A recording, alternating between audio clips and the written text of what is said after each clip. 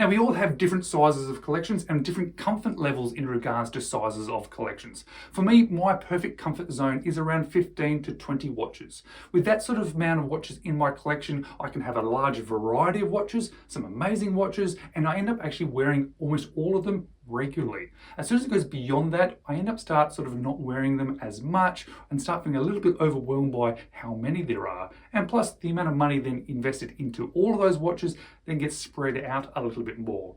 So recently I have been reducing my collection size because it had gone above 30 watches. And that's a little bit too many for me. And now that I have reduced the collection down to a much more comfortable size for me, I think it's the perfect time to do a state of collection.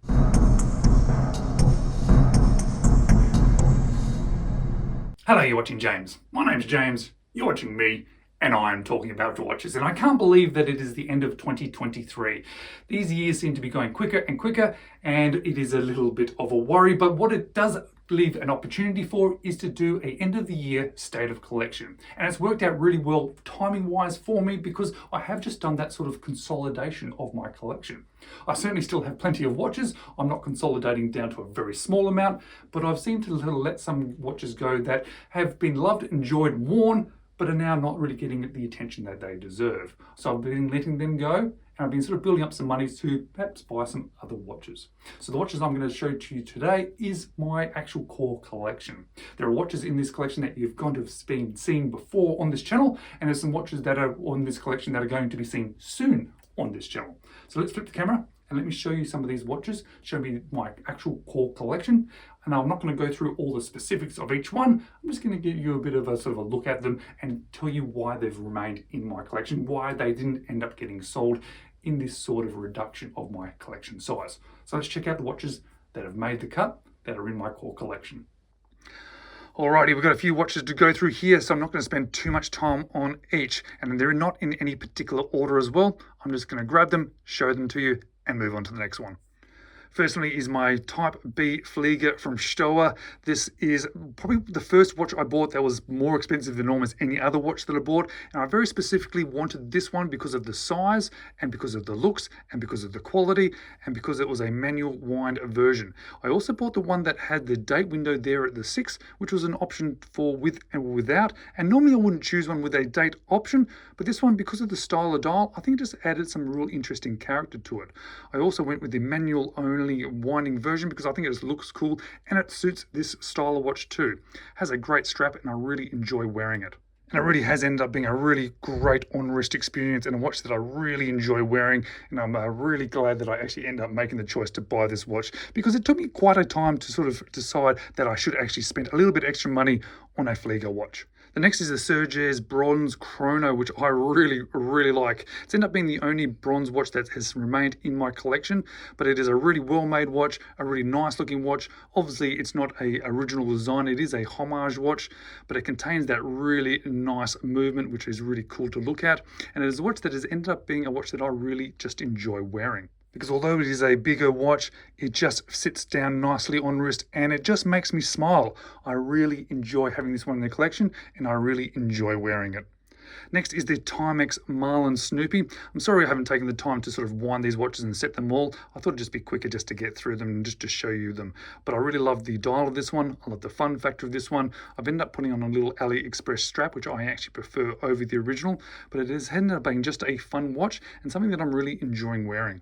And I think part of that reason is the sizing of this one because it really sits down nicely onto my wrist. Now, if you spent any time watching my channel, there's a reasonable chance you would have seen this one before. This is my Hamilton Jazzmaster Traveller 2 GMT, what I consider my favourite watch, and it has continued to be my favourite watch. Even though I've got some really lovely watches in my collection now, even watches that are much more expensive than this one has just been the watch that has continued to be my favourite because of the design, the look, how the sort of case sits. I just really enjoy this one. And again, this one is a slightly larger watch. It really is pushing the boundaries of my wrist, but because I just love it so much, I sort of give it that little bit of leeway, and it is just going to remain in my collection because I absolutely love it. Next is another watch that has only joined my collection somewhat recently, which is my Christopher Ward C65 Dartmouth. This is the Series 1, the previous generation, but it is the Christopher Ward that I think stands out to me most and that I've wanted to own for a couple of years now. And I end up actually selling my more recent Christopher Ward to help fund the purchase of this watch. And I get the feeling that this one is probably going to end up being one of my most worn watches because I love the look of it. I love the feel on wrist, and it does feel like a bit of a grab and go watch. It just seems to going to suit a lot of different things that I do in my life, and I just enjoy wearing it. So I get the feeling it is going to get lots of wrist time. Now, not many non-mechanical watches have ended up staying in my collection, but my Boulevard Computron is definitely one that has stayed, and it will continue to stay because I really like it. I like the quality of it. I like the fun factor of it. I like the shape of it. I like the functionality of it. I think it's just really cool, and it just really feels nice on wrist because it has a really nice wrist presence. And it's one that I've actually ended up wearing a lot, which is why it has stayed. Because when I first bought this one, I was a little bit unsure about whether I'd made a right decision, but I'm so glad that I did because it is such a cool watch. Another watch that I think is probably one of the best watches in my collection, one of my favorite watches in my collection, is my Damasco DS30 with the brand new bracelet that I've purchased for it. Now, if you know these watches at all, you'll know that they make these watch bracelets separately, and they're a little bit expensive. But I end up spending the extra money on the bracelet because I love this watch so much, because I love the look of it, love the feel of it, I love wearing it, and I think it is so cool that I was willing to invest that extra money in it. Now, I haven't done the full review of this one yet because I've kind of been waiting for this bracelet to arrive. So in the very sort of near future, you'll end up seeing a full review of it. And although that bracelet was particularly expensive, it does make the overall on-wrist experience of this one even better than the leather strap that came with it originally. And a watch that I have a lot of history with, and has a lot of meaning for me because this was my father's 6139, or the Australian version of the Seiko Pogue, a watch that he wore a lot through the 80s that I remember from my childhood, that a few years ago that I was able to get him to give it to me because he hasn't been wearing it for basically decades, and I had it completely refurbished and restored, and it's now a beautiful watch that I end up wearing occasionally, probably not too often, but it's one that I absolutely love in my collection. And I know a lot of people like these watches for the sort of significance that it has in regards to the space program and things, and the sort of the history of it. But I have it in the collection because it has that family connection, and I just think it's a cool watch. And the watch that I still think is probably the best looking watch I've ever seen. It is a bit of a dressy watch. It's not a watch that I can wear every single day or that I choose to wear every single day, but this Oris Artelia, what I call the tuxedo, is just beautiful. It's beautiful looking, but it's also beautifully well made, and it is such a lovely watch to wear. I'm so glad that I spent the time looking for this particular one on the bracelet, so I ended up with a watch that I really wanted that is permanently in my collection. And every time I do put this watch on, it does make me go wow. It makes me go wow when I look down and go, what a beautiful watch, but it also makes me go wow, it fits so nicely on the wrist. And a watch that has rather surprised me. It hasn't surprised me that I love it, this Tissot 1938. It has surprised me though how much I've actually worn it. It's probably ended up being one of the most worn watches in my collection, which is a little bit of a surprise because of the style of it and being on leather, and I sort of tend to prefer wearing bracelet watches, although I'm definitely getting into leather. But it is a watch that I just keep grabbing, I keep wanting to wear, I keep enjoying wearing, and it's getting huge amounts of wrist time. And I think that's partially just because of the looks, but because of the quality, but because of the style. I think I just really enjoy this style, and it's just something a little bit different. And yeah, it just draws me to it every day when I look at my watch box. I just think, oh, maybe I should wear the Tissot again. Now, I've owned lots of micro-brand watches, and a lot of them have been fantastic. A couple have been a little bit iffy, but most of them have been really good. But this Houtman Pilmer Rock is actually the only micro-brand watch that has remained in my collection. That is partly because I love the look of it. I think that dial is absolutely incredible, the style of it, the size of it, but it is actually sort of the quality and on-wrist experience that has kept it on my collection. It is a watch that every time I put it on, I just go, wow, that's a nice watch to wear. And as a result, it gets a lot of wrist time. It's another watch that's in my collection that I just reach for and just go, oh, yep, I want to wear that one today. I want to wear that outdoors. I want to take it with me when I go traveling. And something rather special, and something I didn't actually expect to add to my collection, but it's a Tudor Black Bay 58, the blue version. A watch that I'd seen so many reviews about and heard so many people talking about how awesome it was, but not something that probably overly grabbed my attention. I've always liked the look of it. I've always thought it was cool, but it wasn't until I actually got hands-on with it that I went, oh, I need that. I want that in my collection. And one of the reasons I want it in my collection is because it's just such a beautiful, nice watch to wear.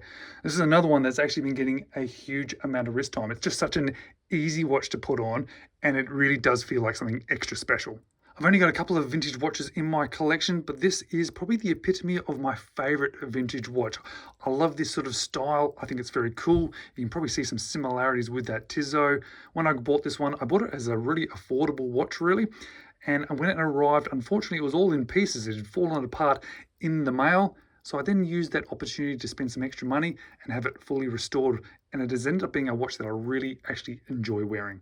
And I've only got one Casio in my collection at the moment, and it is this upgraded, modded, ultimate Casio Royale, because this is the black Casio Royale on the SKX mod kit, which is all stainless steel, solid, milled clasp, comes with a solid surround here, and it really has lifted this Casio from something that I really like to something that I think is absolutely amazing.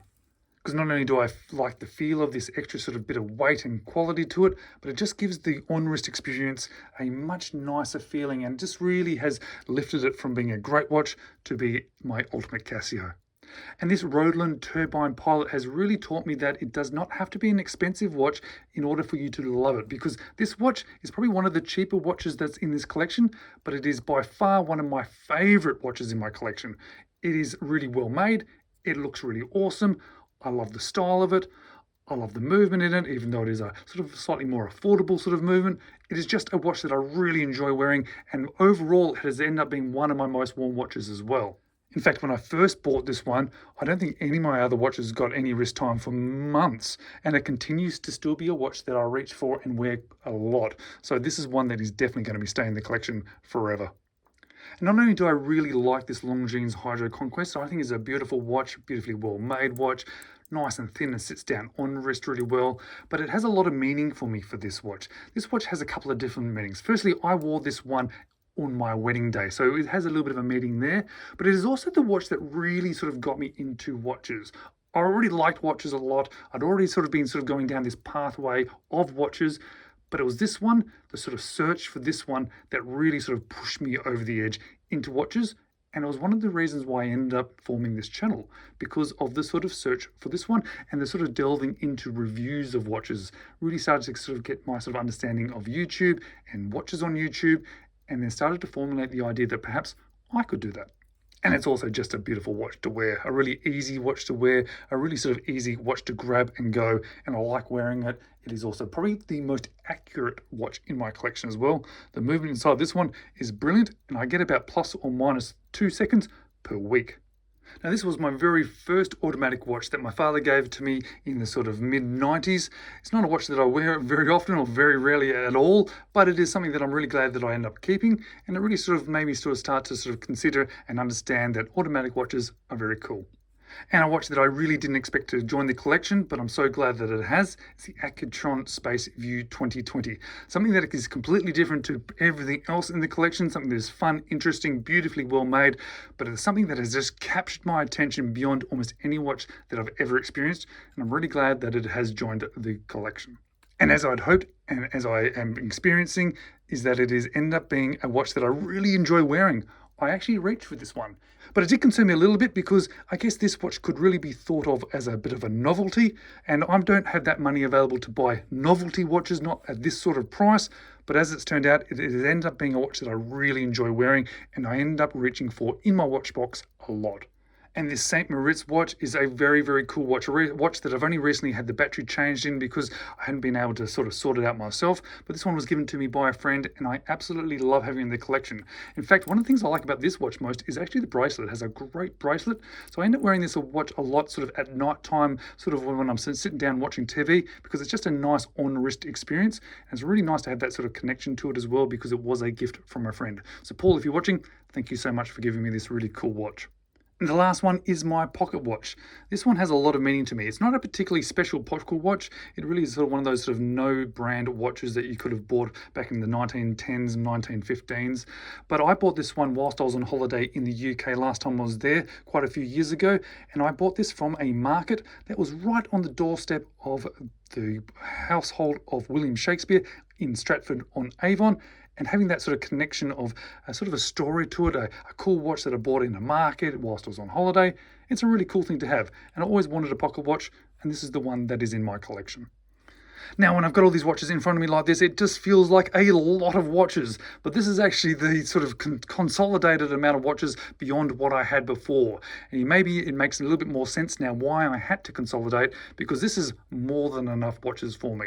Not to say that this sort of may not change over the years. I'm sure it probably will. Some may end up getting sold, some may end up getting added to the collection. That is part of watch collecting. But most of these are watches that I love so much that I really would be surprised if most of them left the collection. There's definitely some that will never leave the collection. Now guys, thank you so much for watching this State of Collection video. I really do appreciate you coming on this journey with me, and really also appreciate if you watch these videos next.